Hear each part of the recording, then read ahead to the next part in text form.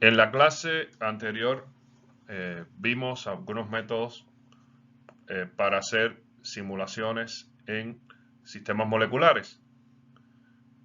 Pero esos métodos que hacían una descripción completa de la molécula teniendo en cuenta sus núcleos y sus electrones, tienen una dificultad que es que solamente pueden ser usadas en sistemas que no sean muy grandes, en sistemas que tengan una cantidad pequeña de átomos.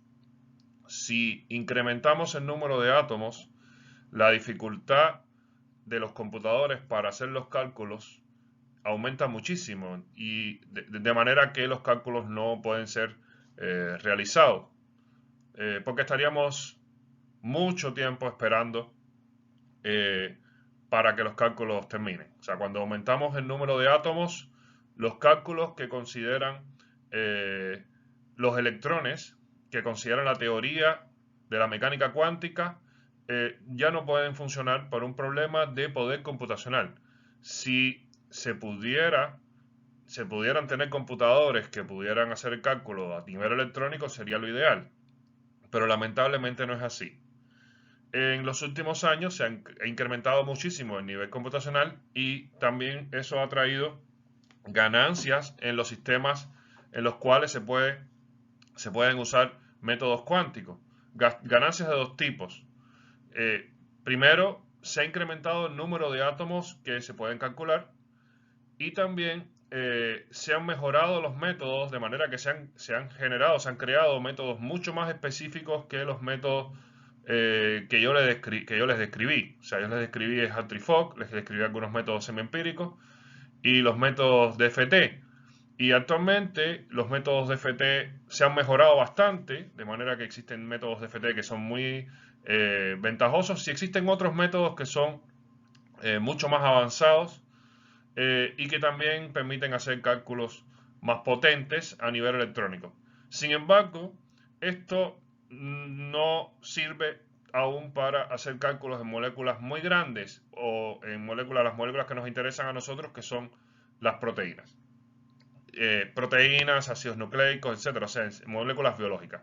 Además que a nosotros nos interesa hacer la simulación en sistemas que contengan un medio lo más realista posible. Y para tener un medio lo más realista posible, tendríamos que colocar la proteína o macromolécula que nos interese en un medio acuoso. Entonces sería un sistema que tendría que estar compuesto por proteínas, agua, muchas moléculas de agua. Podría ser que hubiera una membrana involucrada. Entonces eso suma una cantidad de átomos muy grande, de manera que a nivel cuántico es imposible resolver ese problema. Por lo tanto, se usa otra teoría para trabajar en moléculas grandes y esa teoría es justamente la que se usa y es la más importante para los cálculos de sistemas de interés biológicos. Esa teoría se recoge dentro de lo que es el campo de la mecánica molecular, que va a ser un tipo de metodología para simular sistemas grandes. Bueno, para la mecánica molecular vamos a primero considerar que vamos a ignorar los movimientos electrónicos, o sea, vamos a ignorar que existen electrones en el sistema y sencillamente vamos a hacer el cálculo en los núcleos. Bueno, cuando estamos considerando que el cálculo es en los núcleos y nos olvidamos de los electrones, sencillamente lo que estamos haciendo es aplicar la aproximación de Bohr-Oppenheimer, según la cual el estado de la molécula va a depender solamente de los núcleos y fin de la historia. Recuerden que en la aplicación de Bohr-Oppenheimer yo podía hacer la consideración de que solamente estaba considerando los núcleos y dejaba fuera los electrones, o estaba considerando los electrones y dejaba fuera los núcleos. Todo debido a una diferencia de dimensiones. Como las dimensiones de los núcleos y los electrones son tan grandes, asimismo como por ejemplo la Tierra y los seres humanos tenemos dimensiones completamente distintas, entonces yo puedo ignorar la existencia de uno de los dos. En este caso, se ignoran los núcleos y consideramos que todo se debe, se ignoran los electrones y consideramos que todo se debe a los núcleos. No tratamos explícitamente los electrones. Y lo otro que va a ser importante en mecánica molecular es que ya está bien, consideramos los núcleos. Y entonces, ¿cómo consideramos esos núcleos? Bueno, vamos a considerar que los núcleos son un conjunto de esferas. Son esferas como esta acá, como esta que tengo representada M1. Y esas esferas van a estar unidas entre ellas cuando hay un enlace a través de un resorte. Entonces, consideramos, la verdad es que es tan sencillo como considerar un sistema de esferas unidas por resorte. O sea, este es el átomo 1, este es el átomo 2, ellos están unidos por un resorte y ese resorte va a tener una constante K y vamos a poder determinar todos los parámetros con las teorías de mecánica clásica que se refieren a sistemas que están descritos a través de este tipo de modelos de esferas unidas por resorte. Bueno, vamos a ver que esto es justamente, aquí se cumple con Oppenheimer, no se tratan los electrones, vamos a considerar las moléculas como un conjunto de esferas unidos por resortes, que esos resortes van a ser los enlaces, y vamos a ver que se va a considerar la geometría de la molécula, porque solamente nos interesan los núcleos, y vamos a ir más allá. Y vamos a ver que la fórmula general que va a tener la energía potencial en los métodos de mecánica molecular va a estar dada por considerar un potencial intramolecular y un potencial intermolecular, donde el potencial intramolecular se refiere a las interacciones que existen dentro de la molécula y el potencial intermolecular se va a referir a las interacciones que existen entre moléculas. O sea, si yo tengo una proteína y tengo moléculas de agua alrededor de ella, intramolecular va a ser todo lo que es parte de la proteína. O sea, la proteína va a tener grupos moleculares que interaccionan entre ellos mismos. Entonces van a ser las interacciones que van a ocurrir dentro de la molécula y las interacciones intermoleculares se van a referir a las interacciones que existen entre la proteína y las moléculas de agua o entre las moléculas de agua, que son distintas moléculas. Entonces vamos a ver que con estos dos potenciales yo voy a poder armar una descripción completa de lo que sería el sistema que yo quiero simular. Ahora, dentro de las interacciones, dentro de los potenciales intramoleculares se van a considerar los componentes que están derivados de las interacciones que hay en los enlaces, en los ángulos que se forman entre tres átomos, en las torsiones que se forman entre cuatro átomos y en las interacciones intermoleculares vamos a considerar las interacciones que van a existir entre distintos grupos, considerando interacciones de Van der Waals, que son interacciones hidrofóbicas, y además interacciones electrostáticas que se deben a la presencia de cargas. Si yo considero todo esto, entonces yo puedo hacer la definición de lo que se llama un campo de fuerza. Y el campo de fuerza va a ser la suma de los términos intra e intermoleculares, o sea, los términos de enlaces, ángulos y torsiones, que se refieren a interacciones que tienen que ver con el enlace, y a los términos intermoleculares y esos términos que van a ser los de Van der Waals y electrostáticas. También vamos a ver que los términos intermoleculares, que se refieren a enlaces, ángulos y torsiones, también se conocen como interacciones enlazantes, y aquellos términos que se refieren a interacciones intermoleculares, o sea, interacciones entre moléculas, van a ser definidos también como interacciones no enlazantes. Si yo quiero hacer una descripción de un potencial en un campo de fuerza, entonces yo tengo que crear los términos de enlace, de ángulos, de diedros, y estos serían los términos enlazantes, y tengo que crear los términos de energía de Van der Waals y energía electrostática, y estos van a ser llamados los términos no enlazantes. Con todo esto yo creo el campo de fuerza y vamos a ver cuál va a ser la forma de cada uno de estos términos en el campo de fuerza. Bueno, vamos a ver que está el término de enlace, que se refiere a el enlace que se forma entre dos átomos, Los términos de ángulo que se refieren a que tengo 3 átomos, hay 2 enlaces y va a haber un ángulo entre estos 2 átomos. Los diedros, que se refiere a que tengo 4 átomos y va a haber una rotación alrededor de este eje. O este diedro, que también se llama impropio, que también tiene 4 átomos, pero vamos a ver que estos 4 átomos van a estar colocados así a manera de pirámide.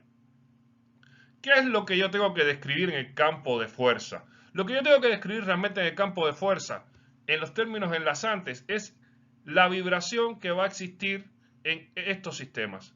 ¿A qué se refiere? Cuando yo tengo 2 átomos acá, estos 2 átomos van a moverse hacia adentro y hacia afuera, de manera que el resorte que está aquí en el medio va a vibrar. Eso quiere decir que los 2 átomos se van a acercar y se van a separar constantemente. Y eso va a ser una vibración que existe acá en el enlace. ¿Qué sucede con esa vibración? Bueno, va a ser distinta según el tipo de enlace que tenga y los átomos que integren ese tipo de enlace. Si yo tengo aquí un hidrógeno y un carbono, va a ser diferente a si yo tengo un carbono y otro carbono. Pero además, si tengo un carbono y otro carbono, va a ser diferente si esos 2 carbonos están unidos por un simple enlace o si están unidos por un doble enlace o si están unidos por un triple enlace. ¿Cómo yo puedo describir esa diferencia? Bueno, vamos a ver que la puedo describir si considero propiedades del resorte. Ahora, ¿cómo se describe esta vibración? Bueno, tengo que considerar que en esta vibración los 2 átomos van a estar separados a una distancia que va a ser la distancia promedio. Si yo trato de moverme de esa distancia, entonces la energía va a aumentar. Y si yo trato de acercarme a una distancia más adentro, entonces la energía también va a aumentar. Entonces yo voy a tener que describir esa vibración con respecto a esa situación que les acabo de contar. ¿Y cuál es la situación que me voy a encontrar cuando tengo un ángulo? Bueno, en el caso del ángulo, tengo los 3 átomos y aquí va a haber una vibración donde estos átomos, este átomo que está aquí a la izquierda y este átomo que está aquí a la derecha, se van a acercar y se van a alejar. Entonces va a ocurrir una vibración realmente donde lo que se va a transformar es este ángulo que está acá. Fíjense, aquí se transforma el enlace y aquí lo que se transforma realmente es el ángulo, porque este ángulo se va a achicar cuando estos 2 átomos se acercan y este ángulo va a aumentar cuando estos 2 átomos se alejan. Entonces la vibración va a ocurrir a través de una variación del ángulo. En el caso del diedro lo que tenemos es que esto va a rotar y en este caso lo que va a pasar es que este átomo va a rotar alrededor de este otro y se va a ir variando el ángulo entre estos. O sea, como está representado acá, tenemos un ángulo de 180 grados entre este enlace y este enlace. Si yo roto esto y lo coloco acá, entonces el ángulo que va a tener este enlace y este otro enlace va a ser de 0 grados. Y así rotando voy a tener una variación que no va a ir y devolver como en el caso del enlace y del ángulo, sino puede dar vueltas infinitamente. Y en el caso del impropio, lo que va a ocurrir es que la pirámide que tenemos acá se va a achatar y va a aumentar. O sea, estos 3, a todos modos aquí, es como si yo introdujera hacia adentro las 3 patas de la pirámide y después las hiciera hacia afuera. Y eso va a provocar también una vibración. Bueno, para ver en más detalles, hablemos del término de enlace. El término de enlace son los 2 átomos y ellos están con una distancia y esa distancia se va a llamar distancia de equilibrio y esa distancia de equilibrio la vamos a representar por el valor R0 que tenemos acá. Bien, para yo describir el movimiento de vibración del enlace, lo que tengo que hacer entonces es plantear la ecuación que va a tener que ver con este movimiento. Cuando yo tengo la distancia R0, estoy en equilibrio y por lo tanto ahí tengo la menor energía de todos. Si yo estiro el resorte, entonces la energía va a aumentar. Eso quiere decir que si yo aumento el radio R, este va radio R0, la energía va a aumentar hasta que llegue a un máximo.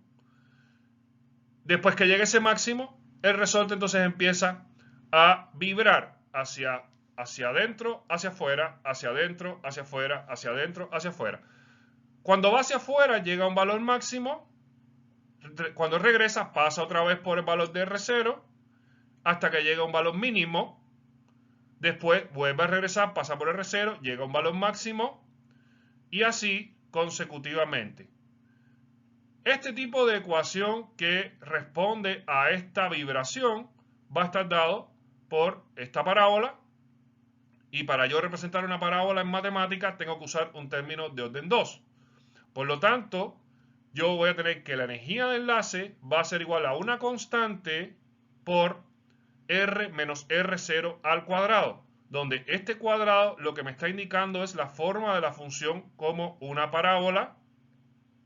Este R0 se refiere a la distancia en el equilibrio, que es la distancia R0, que es la distancia donde va a estar el mínimo.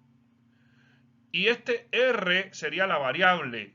Recuerden que la función para una parábola es x al cuadrado. Por lo tanto, esto es el x al cuadrado, donde se le resta un valor constante, que es lo que te está indicando es que ese x al cuadrado no está en 0, porque si esto aquí, si R0 no existiera, tendríamos que la parábola estaría en 0. Al tener un R0, eso quiere decir que se desplaza hacia un valor que es el valor de la distancia R en el equilibrio, pero la forma de la función es cuadrática, por lo tanto tiene que existir una variable acá. Esto es una ecuación del tipo y igual a constante por x menos otra constante al cuadrado. Ahora, esta constante que tenemos acá, que se llama KB, constante de enlace, donde B significa enlace, pero en inglés, que es el bond, se refiere al tipo de enlace que tenemos en nuestro resorte. O sea, si yo tengo un resorte que une a dos bolas, ese resorte puede ser un resorte más duro o puede ser un resorte más blando. Si el resorte es blando, entonces la vibración entre los átomos es mucha. O sea, si yo tengo un resorte blando, el desplazamiento de los dos cuerpos que están en el resorte va a ser muy grande. Si yo tengo un resorte duro, ese resorte no va a permitir que ocurra mucha vibración o mucho desplazamiento de los átomos que están en el resorte. Entonces, este valor K se va a referir a qué tipo de enlace tengo acá. ¿Cómo yo entonces armo el campo de fuerza teniendo esta información? Bien, el campo de fuerza va a consistir en que yo voy a tener siempre que tenga un enlace esta ecuación, pero según el tipo de enlace que tenga, van a haber variaciones en el valor K y en el valor R0, ya que el valor R0 se refiere a la distancia que existe entre los átomos y el valor K se refiere a la constante de fuerza del resorte que une esos dos átomos. Entonces, si yo tengo, por ejemplo, enlaces de dos carbonos sp3, como tengo acá, o un carbono sp3 con un sp2, o dos carbonos sp2 que están unidos por un doble enlace, vamos a ver que los valores de las distancias van a variar. Esto que tenemos, lo que tenemos acá representado es R0, y los valores de K también van a variar. Entonces, si yo tengo un carbono sp3 acá y otro carbono sp3 acá, el valor de la constante para ese enlace va a ser 317, entonces colocaría 317 acá, y el valor de R0 sería 1,523.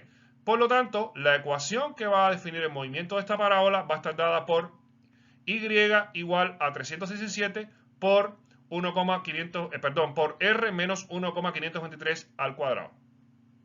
Pero eso va a ser distinto si en vez de tener yo un carbono sp3 y un carbono sp3, tengo un carbono sp2 con otro carbono sp2. Porque en ese caso, entonces yo voy a tener que R0 no va a ser 1,523, sino va a estar un poquito más abajo. O sea, la parábola se va a mover un poquito más acá. Y va a ser una parábola un poco más cerrada, porque la K aumentó a 690. Entonces, eso quiere decir que esto es un resorte que va a tener una constante más dura, va a permitir que exista menos movimiento de los átomos, por lo tanto, eso ya me va a generar una diferencia entre los enlaces entre carbonos sp3 y los enlaces entre carbono sp2. Y si en vez de tener eso tengo un carbono con un oxígeno formando un doble enlace, fíjense que acá en este caso también varía el valor de R, es otro, se hace más corto, eso quiere decir que la parábola estaría un poco más desplazada hacia la izquierda y además la constante sería más dura todavía porque tiene un valor de 777, eso quiere decir que sería una parábola más cerrada todavía. ¿Ok? Entonces, lo que quiero que capten es que esta es la ecuación general, pero en el campo de fuerza van a estar definidos todos los enlaces que van a poder existir en una proteína y a cada uno se le va a asignar un valor de R sub 0 y un valor de K para que ellos puedan trabajar con esta ecuación. Entonces, ¿qué sucede? Si yo tengo una proteína, un programa que quiera trabajar con esta teoría en una proteína va a tener que revisar todos los enlaces que se forman en la proteína. Entonces, cuando él encuentre un tipo de enlace, él lo va a buscar en una lista que está en el campo de fuerza y va a buscar los valores de R sub 0 y de K y con eso va a definirse cuál es el movimiento que va a tener ese enlace cuando uno haga una simulación. La ecuación que va a regir ese movimiento va a ser esta. Y los números específicos que van a corresponder a cada enlace van a estar dados en esta lista que va a estar en el campo de fuerza. Lo mismo va a suceder cuando tengo un ángulo, cuando analizo el ángulo. Cuando tengo el ángulo, entonces lo que voy a tener son tres átomos y esos tres átomos van a tener un movimiento donde el ángulo se va a cerrar y después el ángulo se va a abrir. Va a existir un ángulo de equilibrio. Ese ángulo de equilibrio, por ejemplo, en este caso lo colocamos aquí en 108 grados. Ese ángulo de equilibrio lo definimos con teta 0 y teta 0 va a tener el valor de equilibrio cuando yo no perturbo a este ángulo. Pero cuando vibra el ángulo, lo que va a suceder es que este ángulo va a aumentar y entonces se va a hacer más abierto y después va a regresar y va a disminuir y se va a hacer más cerrado. Nuevamente vamos a tener un movimiento donde cuando se abre lo más posible el ángulo, o sea, cuando el ángulo aumenta, la energía aumenta hasta que llega a un máximo. O sea, si yo aumento el ángulo aquí, cuando llegó a 128, llegó a un máximo y después regresa, pasa por un mínimo y vuelve a llegar a un máximo cuando disminuye. Entonces, este ángulo que está en equilibrio en 108 grados estaría vibrando entre 128 grados que va a estar por acá y 90 grados que va a estar por acá, suponga. ¿Ok? Entonces, nuevamente tenemos una parábola definida en este movimiento, porque este movimiento pasa por un ángulo de equilibrio, llega a un ángulo máximo, vuelve al ángulo de equilibrio, llega a un ángulo mínimo, vuelve al ángulo de equilibrio, va a un ángulo máximo, y esto nuevamente es una parábola. Por lo tanto, la ecuación del potencial del ángulo va a estar dada por energía del ángulo igual a constante, una constante del ángulo, por teta menos teta sub 0 al cuadrado, donde este cuadrado, este 2, está indicando que tenemos una parábola. Esta constante va a estar relacionada con que no todos los ángulos van a abrirse y cerrarse en la misma magnitud. Y tenemos que este teta que está acá es la variable, o sea, esto es una ecuación de tipo I igual constante por X menos otra constante al cuadrado, donde la variable ya no es la longitud del ángulo como teníamos la componente anterior, sino la variable ahora va a estar dada por el ángulo de vibración. Ahora, para definir este ángulo tengo que usar ahora tres átomos. Por lo tanto, si yo desarrollo el campo de fuerza, en el campo de fuerza voy a tener una lista de tres átomos y para esos tres átomos voy a tener un valor de la constante Kθ y el valor de θ en el equilibrio. Eso quiere decir, por ejemplo, que si yo tengo aquí un carbono sp3, otro carbono, que en este caso es sp3 es un H2, y otro carbono sp3, esos 3 carbonos sp3 van a tener, por ejemplo, un ángulo de equilibrio de 108 y la constante que es la que va a decidir si esto se abre más y se cierra más o se abre menos y se cierra menos, va a tener un valor que supongan que es 100. Pero si yo cambio aquí, y en vez de tener 3 carbonos sp3, tengo, por ejemplo, un carbono sp2, otro carbono sp2 y un carbono sp3, o sea, ya cambié porque ahora tengo 2 carbonos sp2 acá y solamente conservé un sp3, entonces la constante K va a cambiar y el valor de teta 0 va a cambiar. Por lo tanto, en la lista van a aparecer valores distintos de K, teta y de teta sub 0. Si yo tengo acá un nitrógeno de un NH, un carbono de un carbonilo y el oxígeno del carbonilo, como ocurre por ejemplo en una proteína, que tengo un NH y un carbonilo, eso también va a tener un ángulo. Va a haber un valor de K asignado a ese ángulo y va a haber un valor de teta sub 0 asignado a ese ángulo. Para yo hacer simulaciones moleculares, voy a tener que tener una lista de todos los ángulos que se forman en la proteína. Y si no hay un ángulo definido, sencillamente la simulación no va a poder proceder.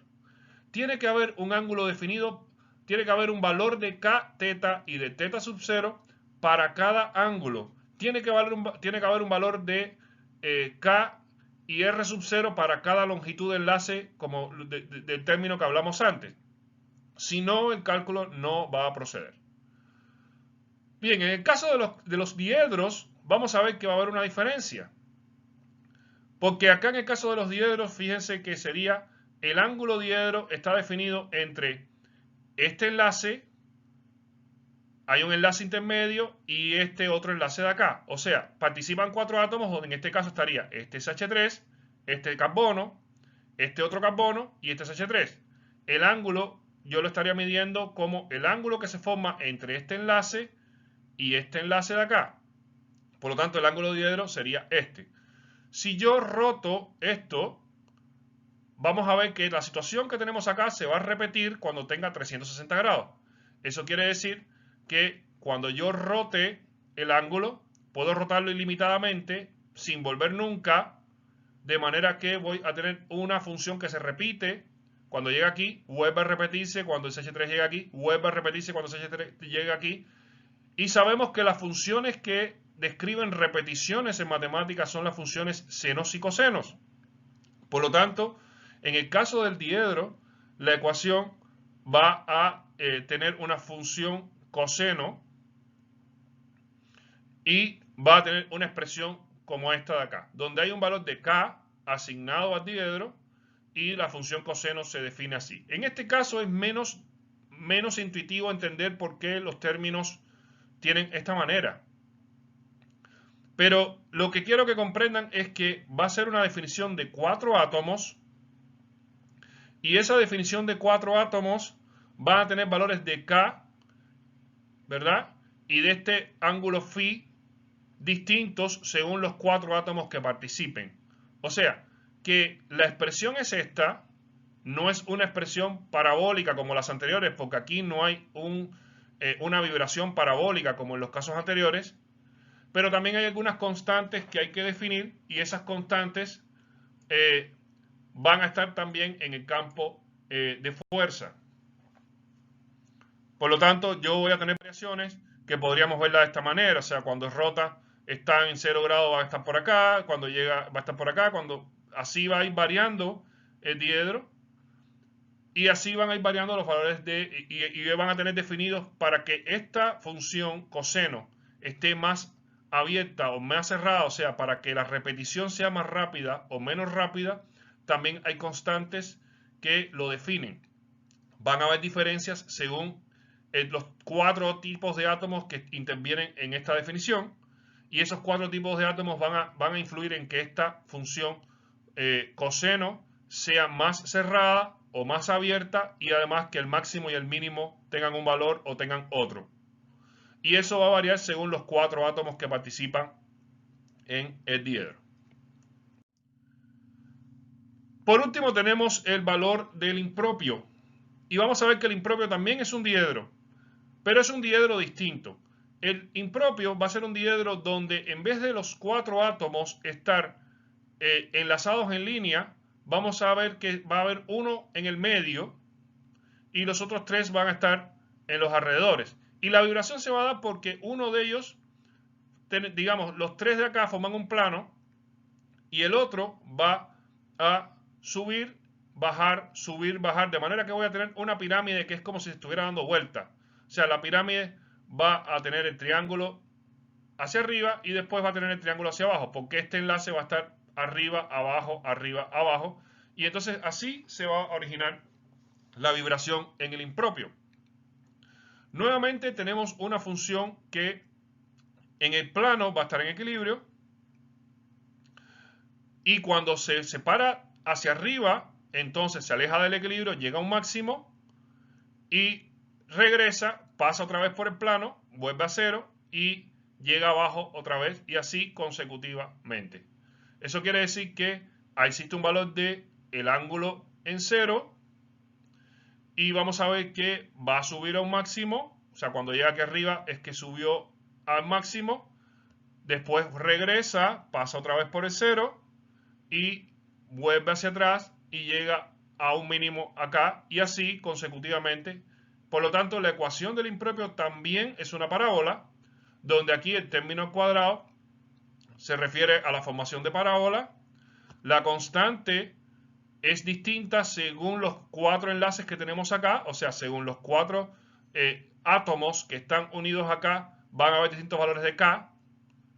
Y según los 4 átomos que están unidos acá, también va a haber un distinto valor de φ0, porque no siempre el equilibrio va a partir de cero. Puede ser que estos átomos inicialmente estén ya formando un ángulo y la vibración ocurra ya con el ángulo formado. Entonces puede ser que el ángulo de equilibrio impropio sea distinto de cero y por lo tanto va a existir un valor φ sub 0.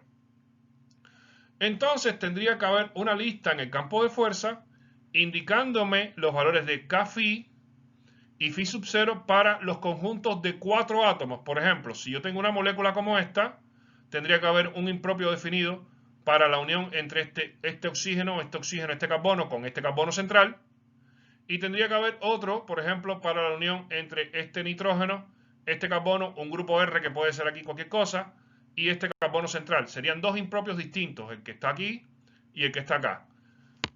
Cada impropio debe tener una definición en el campo de fuerza, si no la simulación no puede prosperar.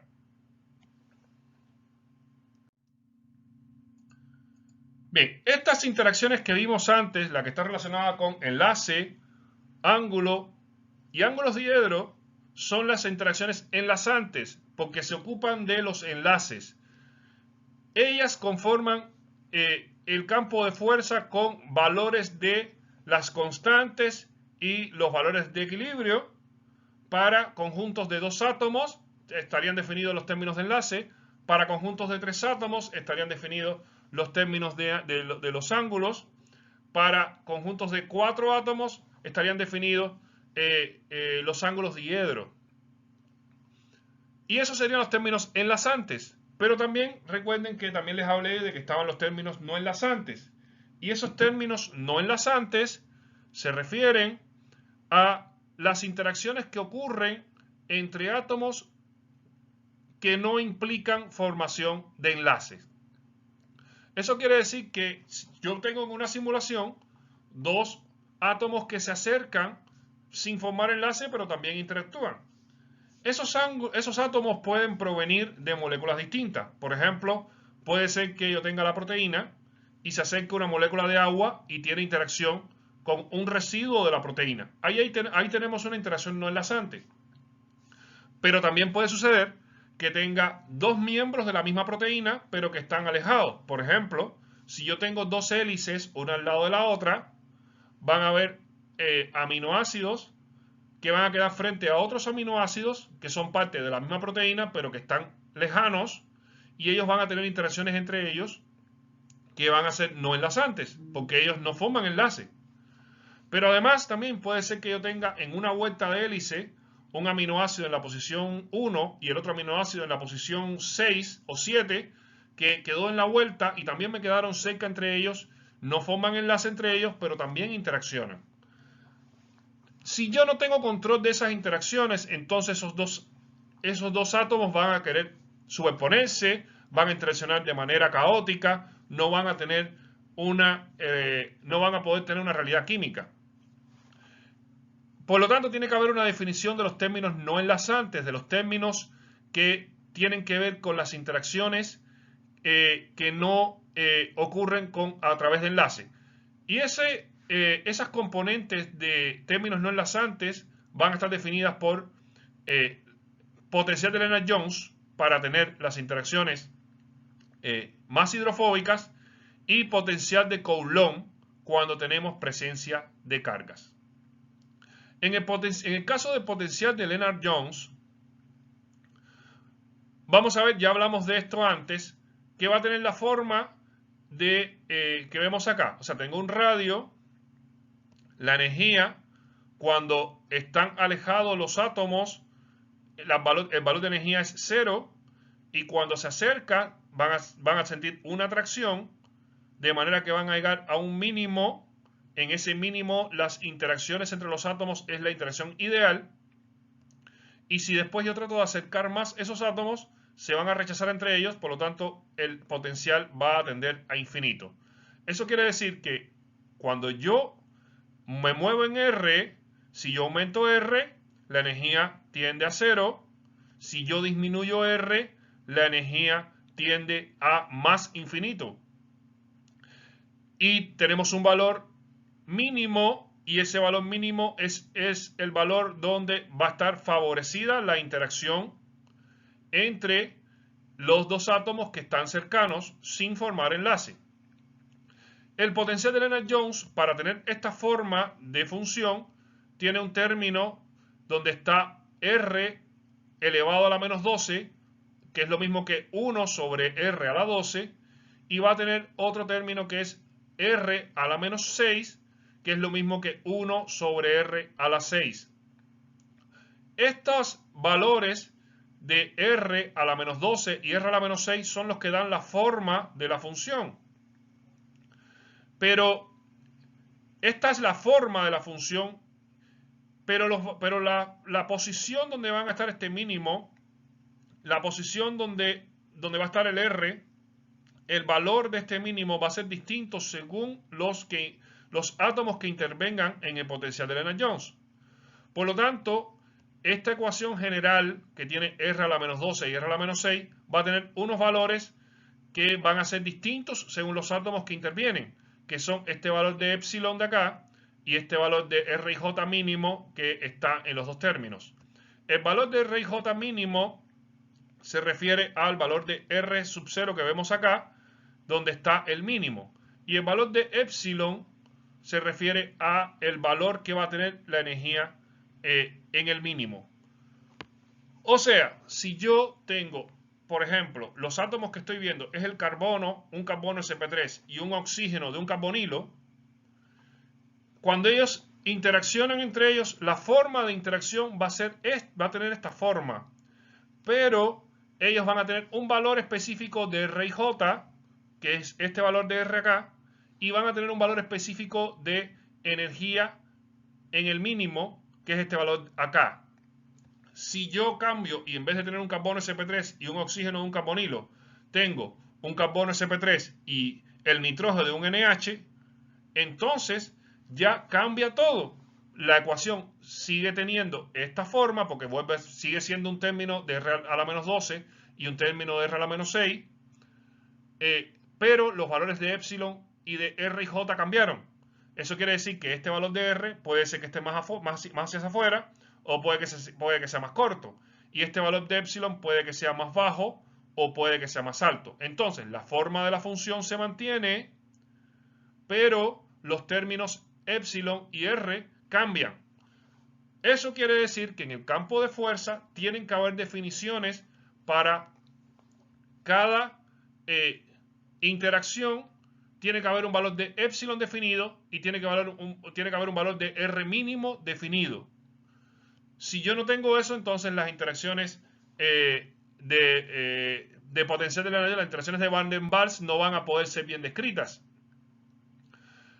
Para que las interacciones de Van der Waals estén bien descritas, entonces tiene que haber definiciones para el potencial de Lennard Jones de cada una de las interacciones entre átomos.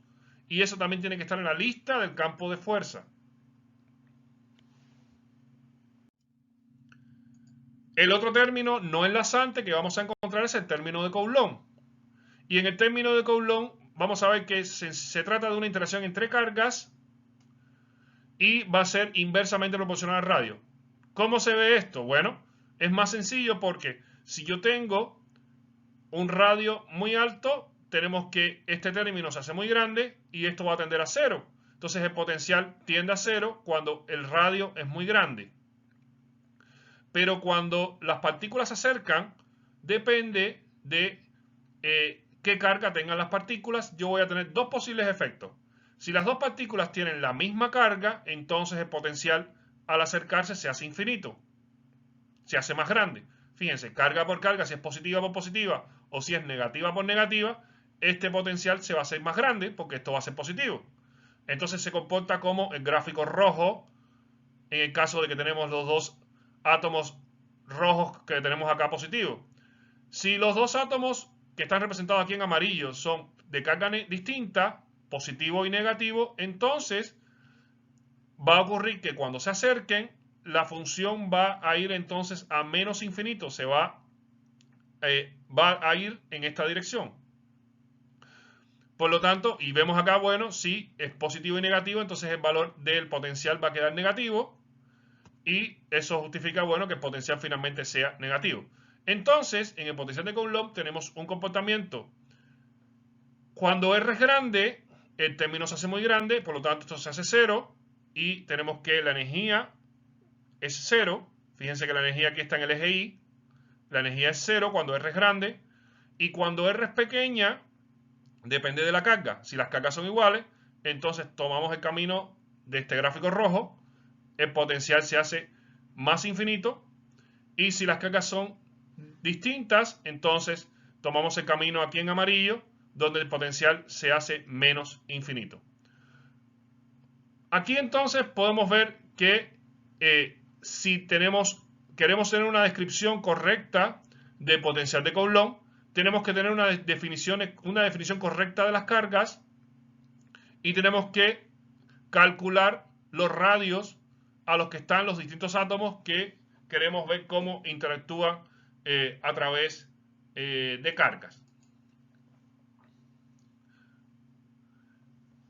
Entonces, ¿qué podemos decir del campo de fuerza? El campo de fuerza tiene que tener descrito los componentes de todo. Las formas de las ecuaciones son siempre las mismas. Cuando tengo términos de enlaces, voy a tener una ecuación cuadrática. Cuando tenga términos de ángulo, voy a tener una ecuación cuadrática también. Para los diedros normales, voy a tener una función del coseno. Para los diedros impropios, voy a tener una función cuadrática. Para los términos no enlazantes, las interacciones de Van der Waals van a tener un potencial de Lennard Jones. Y para los términos de Coulomb voy a tener un término de Coulomb. Para las interacciones de cargas voy a tener los términos de Coulomb. La forma de la función siempre va a ser la misma. En la potencial de Van der Waals va a ser siempre esta la ecuación y el de Coulomb va a ser siempre esta la ecuación.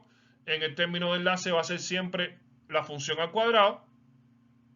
En el término del ángulo va a ser siempre la función al cuadrado, pero van a cambiar los valores de algunos parámetros según los tipos de enlaces que yo tenga. Entonces el campo de fuerza va a tener la lista de todas las interacciones posibles. De todas, no puede faltar ninguna, porque si falta una, entonces el cálculo no puede proceder. Cuando un cálculo de simulación molecular que trata de trabajar a través de mecánica molecular con un sistema cualquiera, como por ejemplo una proteína, cuando empieza a trabajar, lo primero que hace es que empieza a buscar todos los átomos que están en el sistema. Y a todos los átomos que ya deben tener previamente definidos los enlaces, va a buscar entonces los términos de enlace para cada uno de los pares de átomos que están enlazados, va a buscar todos los ángulos y para cada uno de ellos va a buscar en la lista del campo de fuerza el valor de las constantes K, de los valores R sub 0 para los enlaces, va a buscar el valor de K teta y teta sub 0 para los ángulos, va a buscar el valor de los parámetros de los impropios, va a buscar el valor de epsilon y R en el caso de los términos no de Van der Waals en el potencial de Lennard-Jones, va a buscar las cargas para definir las interacciones electrostáticas. Y si no encontrara eso para un solo átomo, el programa que te va a hacer la simulación te dice, no puedo calcular porque no tengo definido esto. Entonces, todo tiene que estar definido. Para que todo esté definido, no es un trabajo que tengamos que hacer nosotros. Eso fue un trabajo que hicieron investigadores durante muchos años y así crearon distintos campos de fuerzas que hoy en día son muy comunes y de gran uso.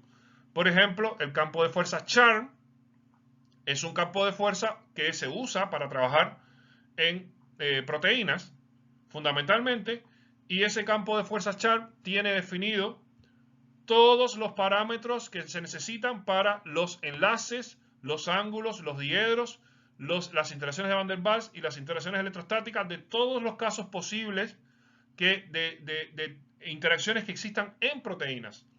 Como en las proteínas existe un grupo de aminoácidos que es reducido, entonces, por ejemplo, hasta los aminoácidos más complejos como el triptófano o la histidina, vamos a encontrar definiciones de todos los átomos que integran triptófano, histidina, alanina, glicina, todo lo que sea, los vamos a encontrar los términos adecuados para tener los cálculos que necesitamos en interacciones de todo tipo, las interacciones enlazantes y las no enlazantes. ¿Cuándo puede fallar la cosa? Bueno, cuando yo me encuentro que quiero hacer una simulación donde participa una molécula rara, una molécula que no pertenece a una proteína, por ejemplo, un medicamento. En ese caso, hasta hace unos 10 años más o menos, no nos encontrábamos algunos parámetros y teníamos que desarrollarlos nosotros. En los últimos años sí ya aparecen parámetros de todo. Es casi imposible no encontrarse algo a no ser que estemos hablando de una molécula que tenga un elemento raro. Bien, paremos hasta acá, tomemos 20 minutos y regresamos. Si tienen alguna duda, entonces la vemos en 20 minutos. Bueno, vamos a ver los métodos de minimización de energía, que es una de las primeras cosas, o es lo primero que uno debe hacer cuando uno va a hacer una simulación molecular. Nosotros hablamos previamente de que existe lo que se llama la superficie de energía potencial, y en la superficie de energía potencial vamos a tener mínimos y máximos, y eso es lo que me va a diferenciar a mí el que haya geometrías moleculares que no puedan existir y que hayan otras geometrías moleculares que sí van a existir con mucha probabilidad. Esas geometrías moleculares que van a existir con mucha probabilidad son los mínimos. Mínimos que algunos son locales y va a haber uno que va a ser el más mínimo de todos, que va a ser el llamado mínimo global. Cuando yo trabajo en sistemas en simulación molecular, sistemas pequeños, este mínimo global me va a interesar mucho. Pero en sistemas más grandes, como sistemas de proteína, vamos a ver que va a ganar la existencia de muchos mínimos por encima del hecho de que uno sea global. O sea, más importante que tener el mínimo global cuando estamos hablando de una proteína va a ser el poder acceder a distintos mínimos del sistema. Y si yo quiero describir a un sistema formado por muchos átomos, un sistema de una proteína en agua, con una membrana o lo que sea, yo no voy a tener suficiente con describir un mínimo, aunque ese sea el global, porque ese sistema va a tener tanto movimiento que los mínimos locales van a ser igual de relevantes. Entonces se hace un tipo de simulación molecular en esos sistemas donde lo que se busca más que llegar a un mínimo global es hacer una descripción de lo que de distintas conformaciones de ese sistema y tratar de tener valores que sirvan de algo, que procedan de todas las conformaciones que estén aceptables en ese sistema. Para poder empezar a hacer ese tipo de cálculo, que lo que busca es generar muchas conformaciones de un sistema, lo primero que hay que hacer es partir de un mínimo. Ese mínimo puede ser un mínimo global o puede ser los mínimos locales. Pero lo importante es que el sistema de partida comience en un mínimo. Porque si no, la verdad es que no se van a poder hacer los cálculos, porque no van a funcionar, porque los cálculos van a partir del hecho de que estamos ya en un mínimo y que vamos a ver cómo evoluciona el sistema a partir de ese mínimo. Por lo tanto, lo primero que uno va a tener que hacer siempre va a ser una minimización. ¿En qué consiste la minimización? Va a consistir en que yo voy a buscar mínimos del sistema desde cualquier parte. ¿Cuáles son los problemas que tiene el tema de la minimización? Bueno, que los métodos de minimización van a tener que resolver algunas cuestiones que no son nada sencillas.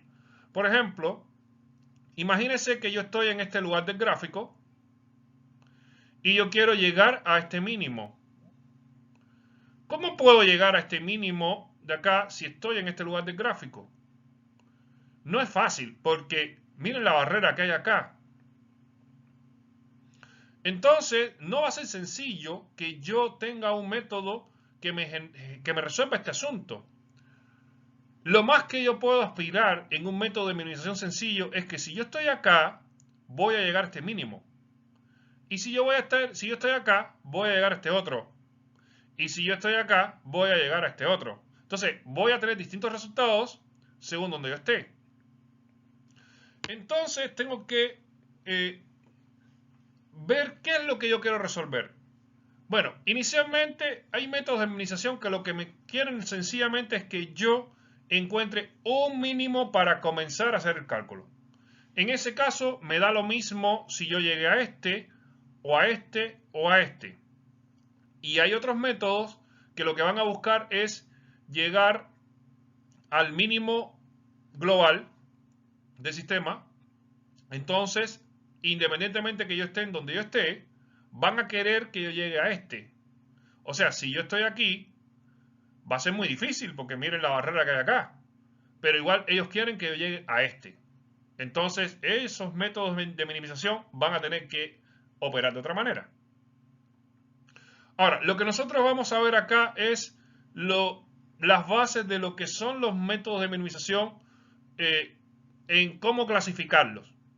El cómo resolver el problema de cómo llegar de aquí a acá, ya eso es una cuestión más compleja. Hay maneras de hacerlo, pero no lo vamos a abordar acá, porque ya eso se mete en otros problemas. Sí les puedo decir de que existen métodos donde yo puedo generar saltos y de esa manera yo podría llegar a distintos mínimos. Pero en principio, lo primero que quiero que se entienda es cómo llego a un mínimo cualquiera. Cómo yo puedo moverme en un gráfico desde acá hacia abajo.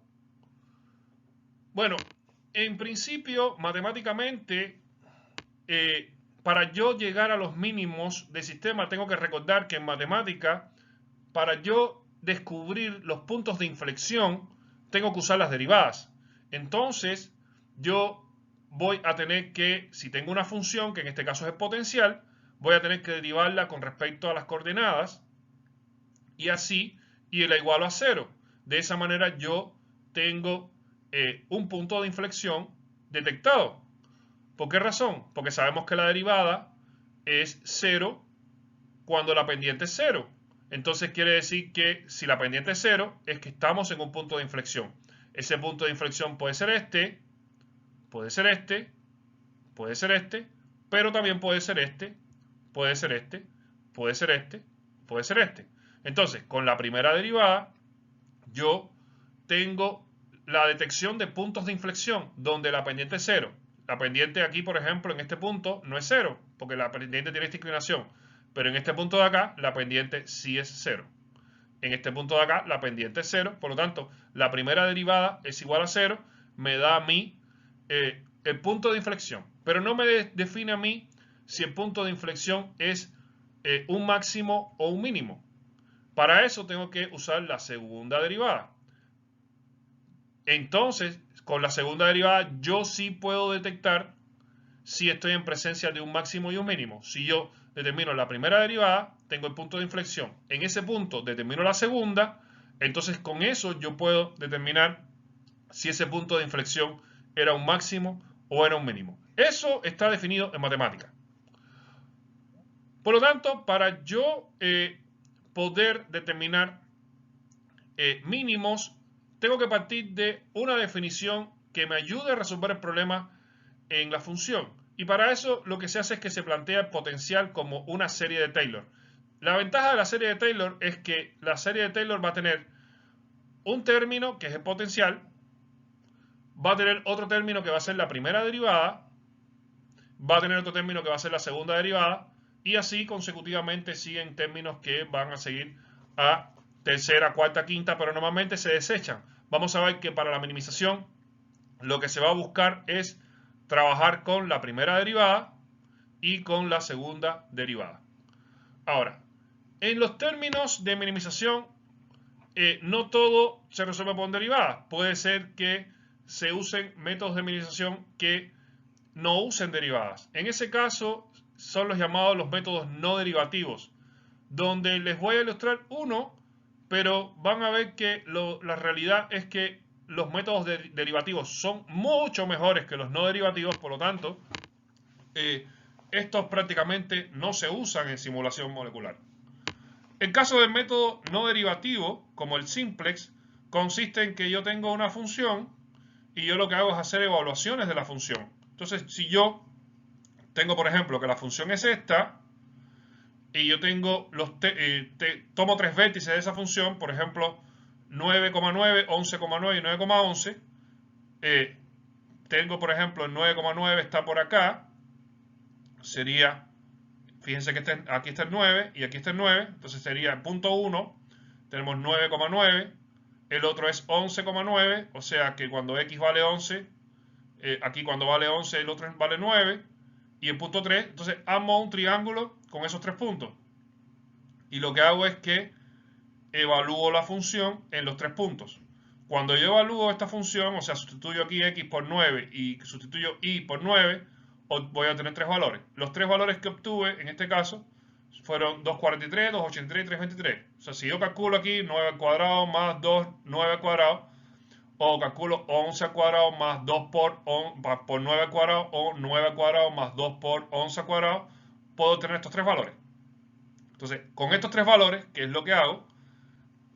Al más grande le hago una proyección. O sea, si tengo 1, 2 y 3 aquí, proyecto el valor 3, que fue el que me dio más grande, y con él obtengo el valor 4. El valor 4, veo dónde está y obtengo un nuevo punto. Tenemos que, como el valor más grande fue el de vértice 9,11, llego a un nuevo punto y este nuevo punto es el punto 4, me quedó en la posición de 11,7 y ese valor de 11,7 lo evalúo también en la función y me va a dar un nuevo valor y lo comparo con los valores anteriores. Tengo que cuando yo evalúo 11,7 sería 11 al cuadrado más 2 por 7 al cuadrado, obtengo un número, ese número me dio 2,19 y tengo un nuevo triángulo. Este nuevo triángulo está conformado por el punto 11,7 que tiene el valor de 2,19 más el valor más este punto 1 y el punto 2 que me habían dado 2,43 y 2,83. En el nuevo triángulo el valor más grande ahora es 2,83. Por lo tanto, hago una reflexión del punto 2 y obtengo el punto 5. Cuando yo veo dónde está 5, me quedo en 9,7, me dio 179. Cuando evalúo aquí me da 179. Y entonces ahora tengo que comparar los valores de 179, 219 y 243. Y con eso, el valor más grande es 243. Y lo que hago es entonces reflejar otro nuevo triángulo y así voy avanzando de manera que va a llegar un momento donde este número se va a ir haciendo cada vez más pequeño, más pequeño, más pequeño y voy a llegar al mínimo. Fíjense que esa es una estrategia que se puede programar fácilmente porque todo esto es programable. O sea, yo puedo llegar y bueno, tengo la función, tengo los números iniciales, yo puedo ir sacando cuáles son los números que voy obteniendo al hacer las proyecciones, veo los números que van y finalmente yo voy a llegar al punto del mínimo. Finalmente voy a llegar. Me voy a demorar muchísimo, pero voy a llegar. Entonces, esto es un método no derivativo, no usa la derivada. Los pongo como ilustración. Hay muchos métodos no derivativos que usan trucos como este para llegar a un mínimo de una función. Sin embargo, los más importantes van a ser los derivativos. Y con respecto a los derivativos, solamente quiero mostrarles unas pocas cosas, pero que yo creo que son suficientes para que ustedes entiendan de qué va esto. Primero, métodos, van a haber los métodos derivativos basados solo en la primera derivada y van a haber métodos derivativos basados en primera y segunda derivada. Los primeros obviamente van a ser más fáciles de resolver que los segundos, pero los segundos van a ser mejores que los primeros. Los primeros van a considerar solamente la primera derivada, por lo tanto eso me simplifica el cálculo. Eso quiere decir que una vez que yo tengo una función, solamente hallo su primera derivada y con eso voy a poder evaluar los mínimos. Lo que yo tengo que hacer con un método derivativo en una primera derivada es calcular la primera derivada, evaluar y entonces eso me va a ayudar a llegar al mínimo.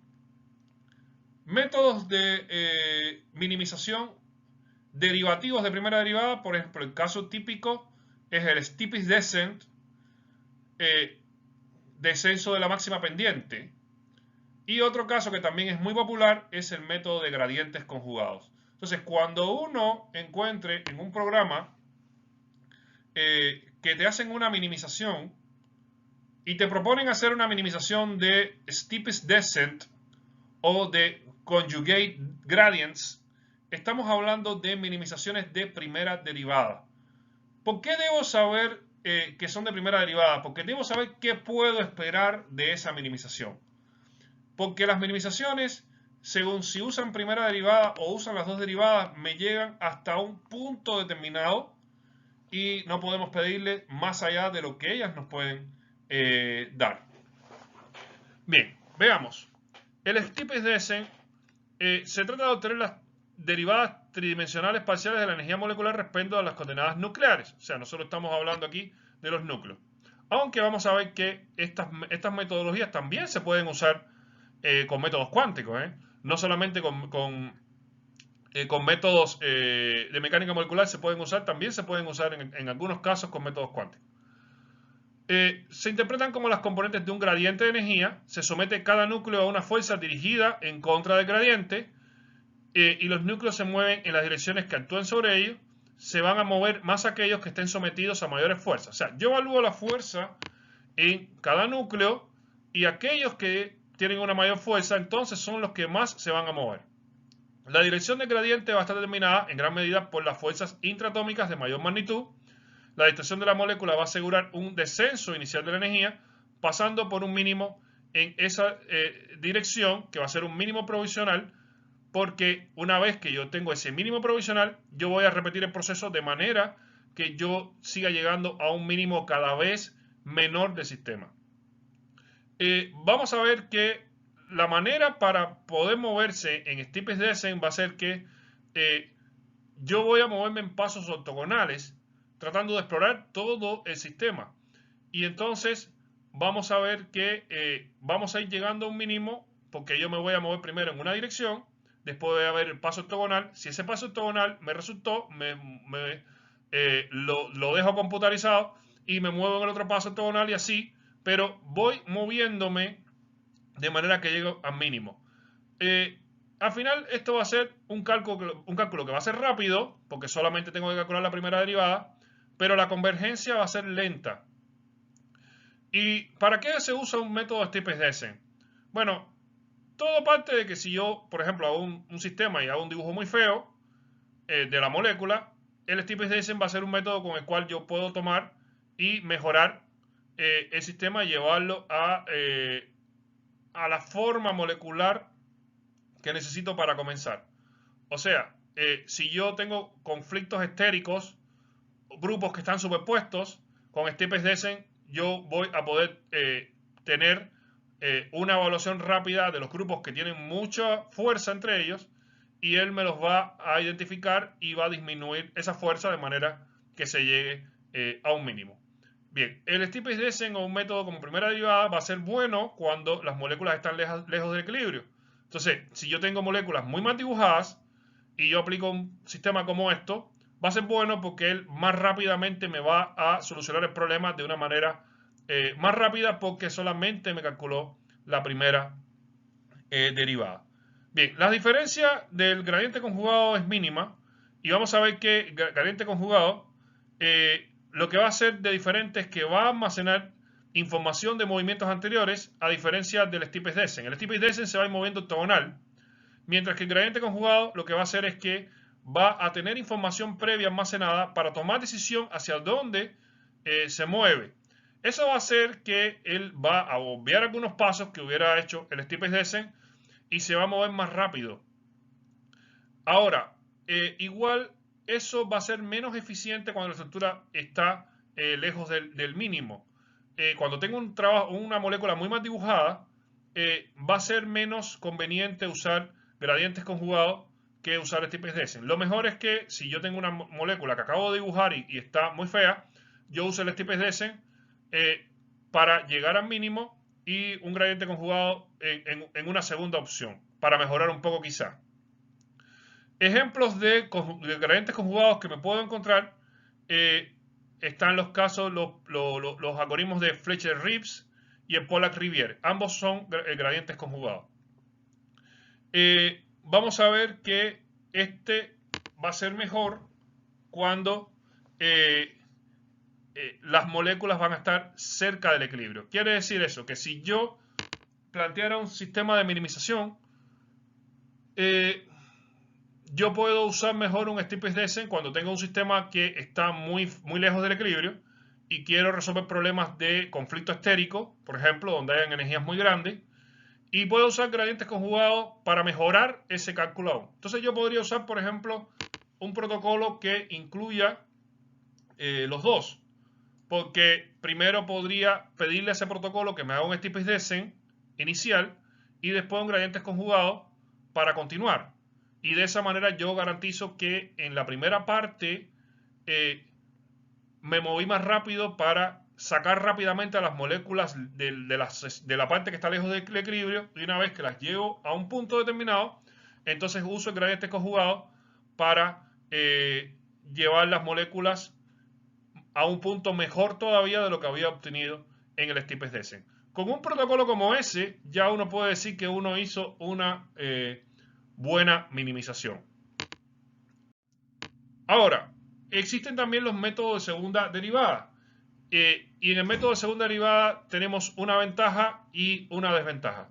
La ventaja es que en cuanto a obtener un mínimo, los métodos de segunda derivada van a ser mejores, porque van a considerar todavía más información de potencial para poder llegar a un buen mínimo.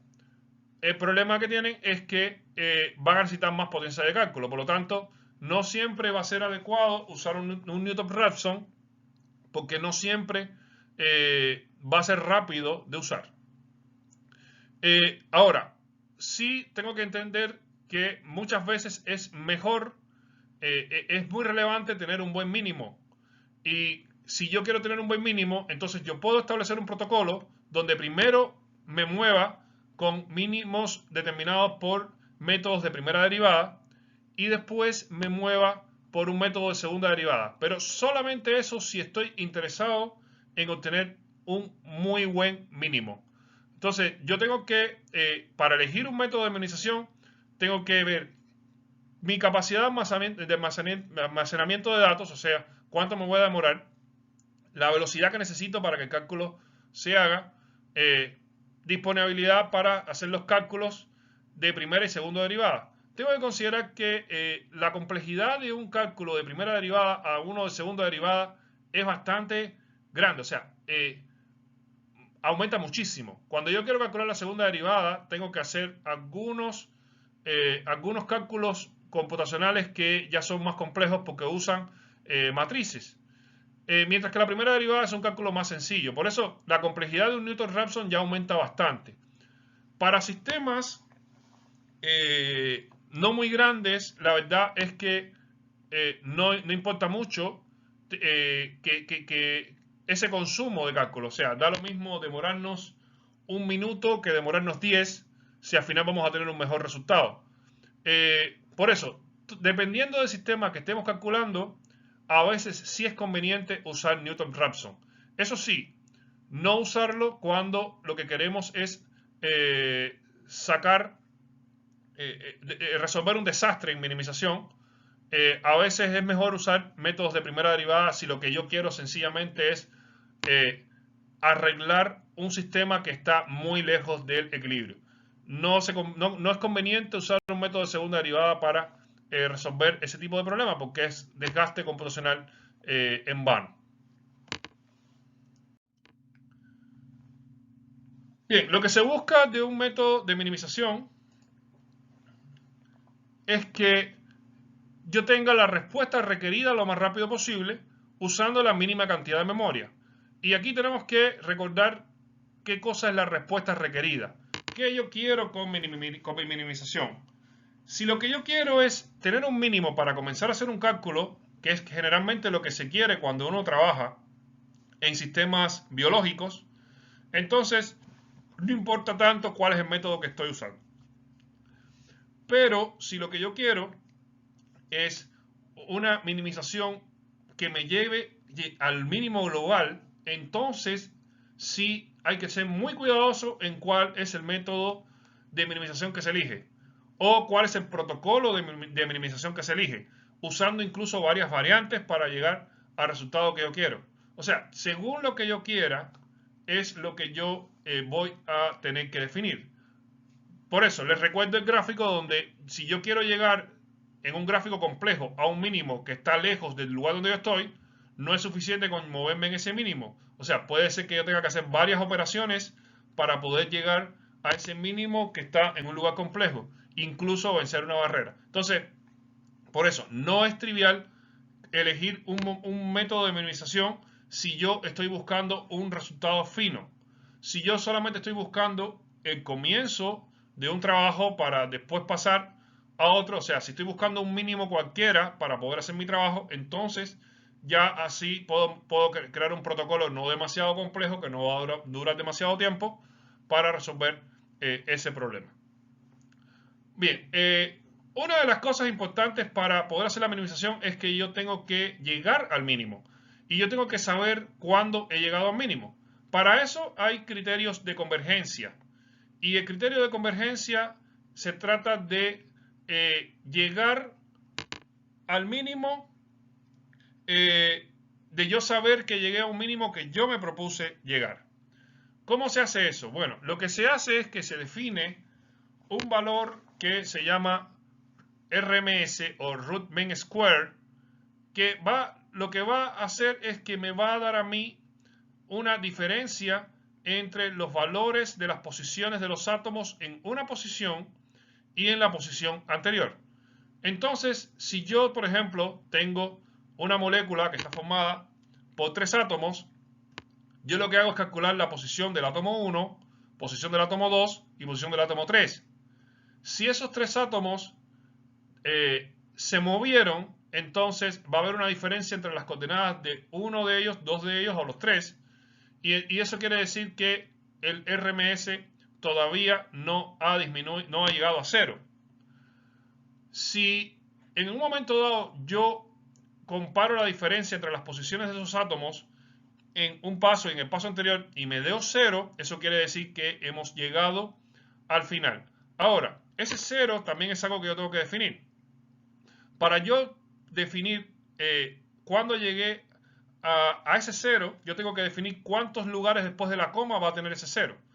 Eso quiere decir, si yo quiero tener una minimización no muy estricta, yo digo, yo quiero definir el valor de RMS o RMSD, porque D se refiere a desviación, o sea, desviación del RMS, yo quiero que la desviación final esté por debajo de 0,1 mol a la menos 1, astronas a la menos 1. ¿Qué significa eso? Lo que significa es que la minimización va ocurriendo y si hay un movimiento y el movimiento se mantiene por arriba de 0,1 cuando se calcula el valor de RMS, entonces el cálculo no ha convergido y la minimización no ha terminado. Si ya cuando yo comparo el valor pasa por debajo de 0,1, entonces yo puedo decir que el sistema sí terminó. Entonces, si yo quiero que la minimización llegue al 0, yo le digo, yo quiero que llegue a 0 cuando el MRCD sea menor que 0,1. Él va a ir haciendo cada paso de la minimización y en un momento dado va a calcular, cuando termina cada paso va a calcular el RMSD. Cuando calcula el RMSD, él lo que hace es comparar las coordenadas de la molécula ahora con respecto a las coordenadas de la molécula antes. Las comparó, le dio un valor de 3 angstrom. Está lejos de haber llegado a la convergencia. Entonces él pasa y hace un paso siguiente. En el paso siguiente el RMS lo vuelve a calcular. Y le da menor. ¿Y por qué le da menor? Porque se supone que cuando estamos ya cerca del mínimo, la molécula ya empieza a mover menos sus átomos. Entonces se queda en un lugar estático. Y se queda en ese lugar estático, pero se va moviendo todavía de manera que yo no la puedo percibir, quizás. En ese caso, como se está moviendo de manera que yo no lo puedo percibir, todavía no ha llegado a 0,1. Puede ser que me empiece a dar valores de 0,2, 0,15, 0,12. Cuando llega a 0,09, entonces él va a parar porque ya pasó por debajo de 0,1. Ahora, si yo quiero que mi minimización sea aún más precisa, yo puedo entonces darle un criterio de convergencia más estricto. Entonces, en vez de yo poner que pase por debajo de 0,1, le coloco que pase por debajo de 0,001. ¿Qué quiere decir eso? Que él va a tener que llegar a un estado de movimiento tal que no va a poder moverse nada, para poder pasar por debajo de este valor. Ahora, la definición que yo hago de criterio de convergencia depende de para qué yo voy a hacer la minimización. Si yo la voy a hacer para tener un resultado de un mínimo muy exacto, entonces conviene que yo ponga un criterio de convergencia más bajo. Y si yo lo voy a hacer para una minimización que no tiene que necesariamente ser tan baja, entonces sencillamente le pongo un valor más alto.